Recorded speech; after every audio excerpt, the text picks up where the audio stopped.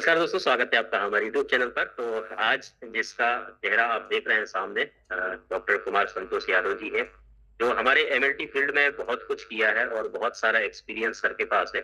तो हम सर से ही सारा कुछ जानेंगे और आप लोग ये पॉडकास्ट पूरा कंप्लीट देखोगे तो बहुत कुछ आपको सीखने को मिलेगा और बहुत कुछ जानने को मिलेगा।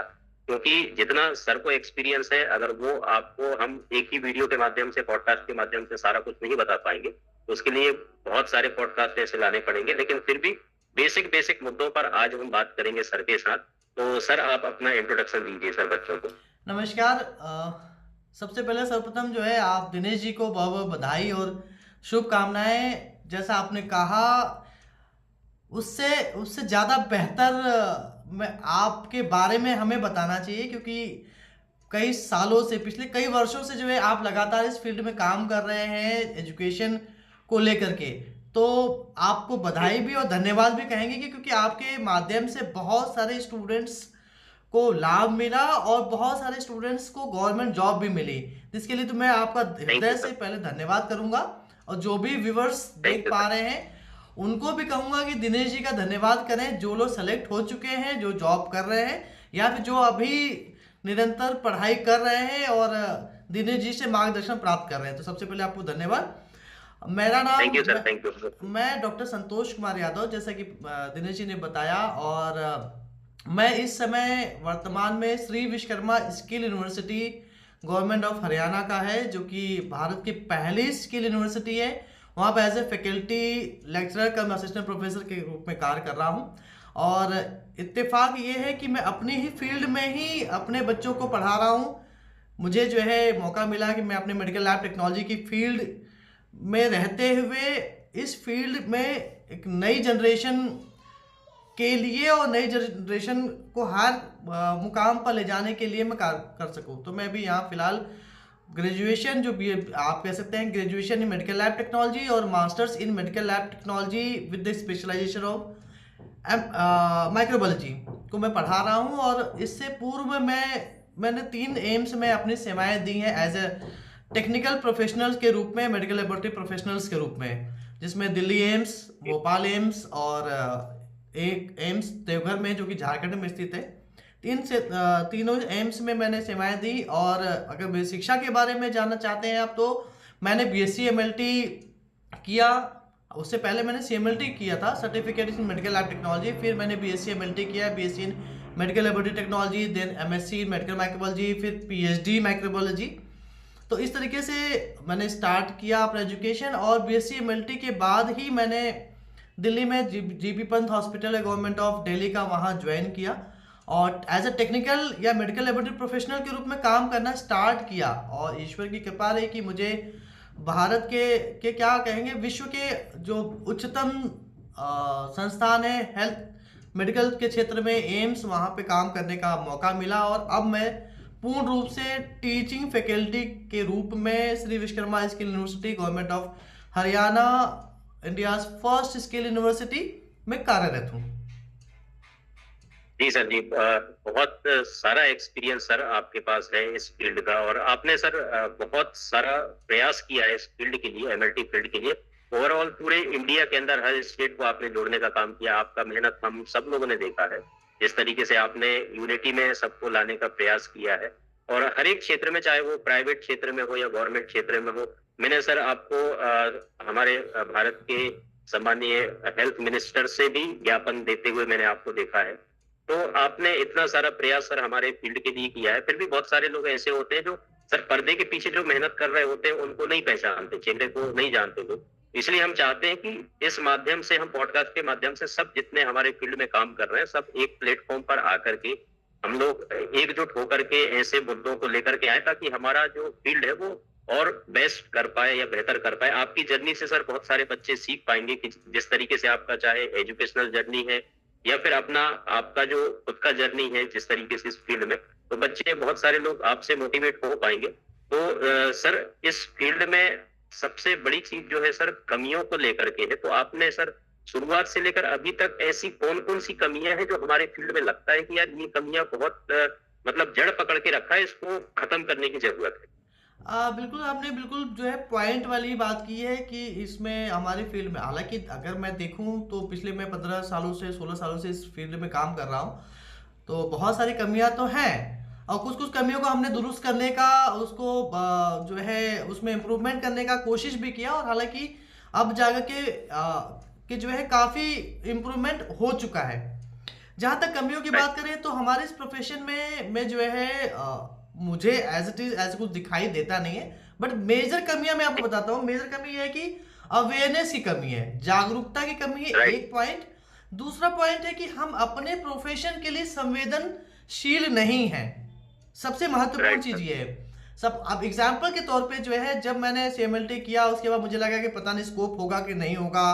फिर मैंने ग्रेजुएशन किया, फिर जी, उसमें भी संशय की स्थिति बनी हुई थी क्योंकि आगे का ट्रैक दिखाई नहीं देता है कि जो है क्या करना है। तो कहीं न कहीं वो अवेयरनेस, राइट, जागरूकता अगर हम एग्ज़ाम्पल के तौर पे जो है एमबीबीएस की बात करें, नर्सिंग की बात करें, तो वो अपने प्रोफ़ेशन के लिए संवेदनशील भी है और दूसरी चीज़ उनको पता है राइट, कि हमें इस फ़ील्ड में कहाँ जाके क्या काम करना है और किन-किन क्षेत्रों में हम जा पाएँगे। तो जो जी सर, मैं समझता हूँ कि 2 ही कमियाँ हैं, एक जागरूकता नहीं है हमारे इस प्रोफ़ेशन के राइट, साथियों में, दूसरा अपने प्रोफ़ेशन से प्यार भी नहीं है, मैं समझता हूँ। अब जी हालाँकि सर, सब लोग ऐसे नहीं हैं, लेकिन मेजॉरिटी ऑफ़ द जी, पीपल जो है ऐसा ही है। अब एग्ज़ाम्पल के तौर पे जो मैंने जैसे आपको कहा ना कि अपने प्रोफ़ेशन से प्रेम नहीं है। एक्सेप्शनल केसेस है जैसे कि आप हैं, राइट, आपने राइट, अपने इस प्रोफ़ेशन को जो है करियर बिल्डिंग में, साथ में इस प्रोफ़ेशन की इम्पोर्टेंस को इंक्रीज़ करने में और इस प्रोफ़ेशन को जो है एक लेवल पर ले जाने में कितना महत्वपूर्ण आप योगदान प्ले कर रहे हैं। तो ऐसे लोगों की ज़रूरत है और जो है ये मैं समझता हूँ कि सिर्फ़ इतनी ही कमियाँ तो बहुत सारी हैं। अगर हम बात करना जी, चाहें तो इस पे बहुत सारे पॉइंट्स हो सकते हैं, टॉपिक हो सकते हैं। तो 2 ही चीज़ें हैं कि जी, मैं तो कहूँगा कि अपने प्रोफ़ेशन से प्यार करें, उसकी संवेदनशीलता को और उसकी इम्पोर्टेंस को खुद भी समझें और लोगों को भी समझाएँ कि कितना इम्पोर्टेंट ये फ़ील्ड है। बहुत सारे मेडिकल प्रोफ़ेशनल्स ने, डॉक्टर्स ने और जो है बहुत सारे रिनाउंड पर्सन ने कहा कि 85% जो diagnosis on the basis of lab investigations होती हैं और लैब इन्वेस्टिगेशन टेस्टिंग कौन करता है? मेडिकल लैब टेक्नोलॉजिस्ट करता है। दूसरा मेडिकल साइंस के मेडिकल लैब टेक्नोलॉजिस्ट जो रीढ़ की हड्डी हैं, तो वो रीढ़ की राइट, हड्डी कहना और उस रीढ़ की हड्डी बनना और बनने के बाद जो है लोगों तक पहुँचना, ये महत्वपूर्ण विषय हो सकते हैं। जी, जी सर। बहुत अच्छी बात आपने कही सर और ये चीज़ें धीरे-धीरे सर जागरूकता बढ़ रही है और लोगों में वो पॉजिटिविटी आ रहा है, हम देख रहे हैं जैसे हमारे फ़ील्ड में। और सर मुझे अच्छे से याद है जब मैंने स्टार्ट ही किया था इस फ़ील्ड में एज़ ए करियर और सोशल मीडिया में जब स्टार्ट किया था तो आपने मेरे से संपर्क किया था। तो सर एज़ ए सीनियर भी आप हमारे मार्गदर्शक रहे हैं शुरू से ही। तो हम भी चाहते हैं कि जितने भी लोग एक्सपर्ट लोग हैं या फिर जिनको अनुभव है इस फ़ील्ड में, वो अपने आने वाले जितने भी जनरेशन हैं, बच्चे हैं, छोटे-छोटे अभी आ रहे हैं, पढ़ रहे हैं, वो लोग एज़ ए करियर इस फ़ील्ड को ले रहे हैं। तो हमारा दायित्व बनता है कि हम उनके लिए मार्गदर्शक तो रहें, उसके साथ-साथ उनको सपोर्ट भी करें, ताकि हमारी फ़ील्ड को सर एक सम्मान मिलना बहुत ज़रूरी है, जो सम्मान अभी कोविड के बाद तो थोड़ा कुछ मिल रहा है, लोगों को मालूम चल रहा है कि हाँ भाई, टेस्टिंग का क्षेत्र कितना इम्पोर्टेंट है कि टेस्टिंग से ही किसी बीमारी का पता लगाया जा सकता है। वो इम्पोर्टेंस गवर्नमेंट को भी और पब्लिक को भी मालूम चला है। फिर भी जो रिस्पेक्ट अभी कहीं न कहीं मिलना चाहिए जिस लेवल पे, अभी भी कहीं न कहीं थोड़ा कमी मुझे ऐसा लगता है। लेकिन आने वाले समय में हो सकता है वो बेटर हो सकता है। सर मेरा सवाल अगला ये है आपसे कि जो सर एनसीएएचपी जो आया हुआ है उसके बारे में आपने वीडियोज़ अपने चैनल पे आपने एमएलटी न्यूज़ पे बहुत सारी चीज़ें बताई हैं अलग-अलग वीडियोज़ के माध्यम से। फिर भी ओवरऑल आप इसको किस तरीके से देखते हैं? इससे क्या कुछ बदल सकता है हमारे फील्ड में?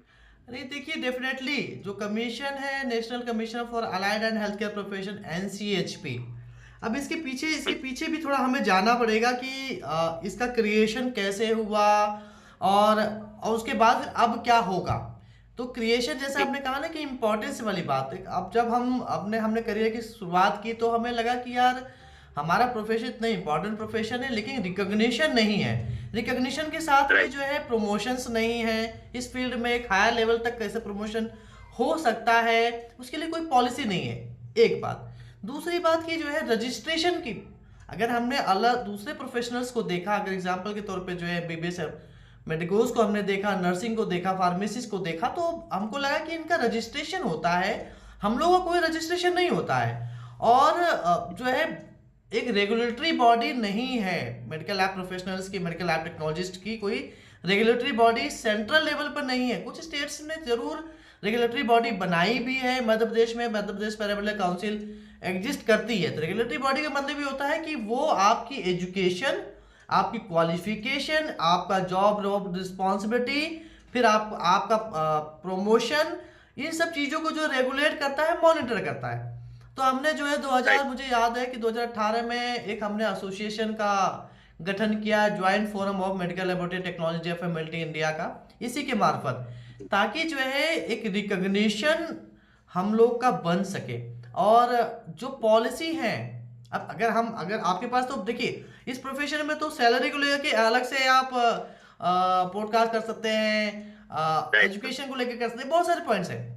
लेकिन हम चूंकि थोड़ा सा है, तो हम थोड़ा सा एक ओवरव्यू दे देते हैं कि जो है जब इस सब चीजों, अच्छा जो सैलरी की बात मैंने कही, कहीं ना कहीं गवर्नमेंट में और प्राइवेट में दोनों में ह्यूज डिफरेंसेस है। अब आप जो है medical lab, as a medical lab technologist, आप जो है लैब में इन्फेक्शियस मटेरियल से आप के साथ खेलते हैं, एक तरीके से कह लें हम, चाहे वो टीबी हो, चाहे वो आपका HIV हो, जो भी वायरल डिजीजेस हैं, तो कहीं ना कहीं इतना इंपॉर्टेंट रोल प्ले कर रहे हो और एक मेजर इन्फेक्शन आप जो गेन कर रहे हो, लेकिन सैलरी उतनी मिलती नहीं है, आगे प्रमोशन चैनल्स नहीं है। तो हमने एक अपना एसोसिएशन बनाया, और एसोसिएशन के बनाने के बाद आप बहुत सारी समस्याओं का इवेल्यूशन किया, उसे असेसमेंट किया, फिर हमने भारत सरकार को अप्रोच किया कि आप हम सभी मेडिकल लैब टेक्नोलॉजी के रजिस्ट्रेशन के लिए, उसकी लीगल प्रैक्टिस के लिए एक काउंसिल का गठन कीजिए।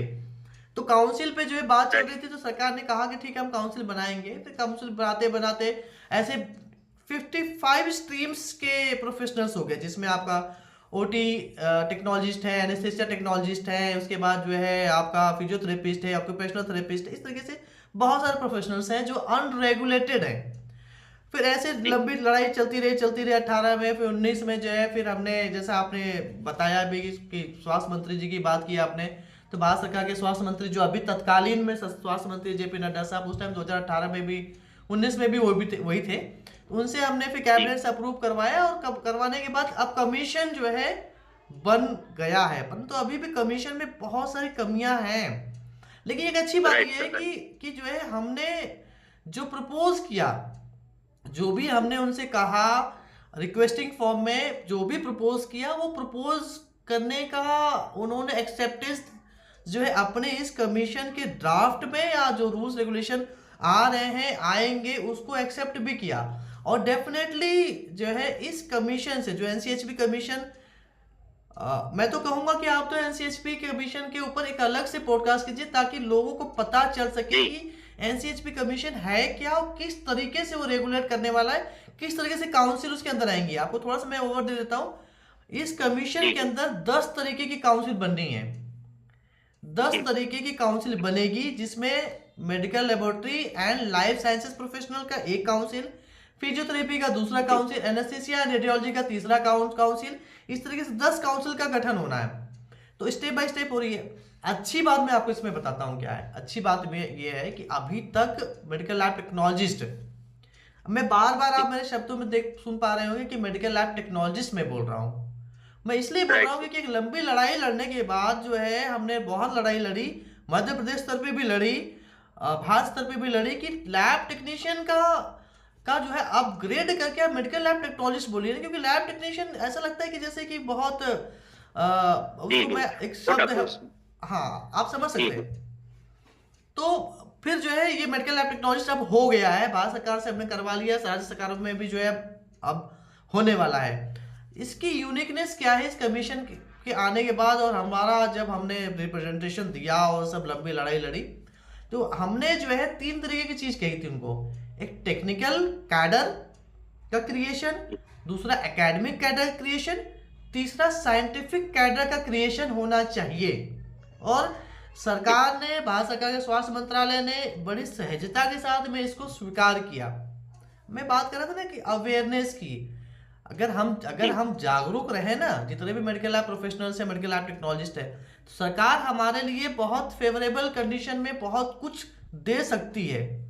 तो हमने जी ये सर जी। यूनिकनेस हुई टेक्निकल, आपने देखा भी होगा कि एनसीएचपी का जो ड्राफ्ट आया मेडिकल लेबोरेटरी टेक्नोलॉजी का, मेडिकल लेबोरेटरी साइंसेज का आप तो कहेंगे, उसमें टेक्निकल, जी एकेडमिक और साइंटिफिक कैडर का क्रिएशन का जो प्रपोज हमने रिप्रेजेंटेशन दिया, तो उसको सरकार ने मान लिया, और उसके बाद और भी उसके अंदर डिफरेंट एडवांटेजेस मिलेंगी।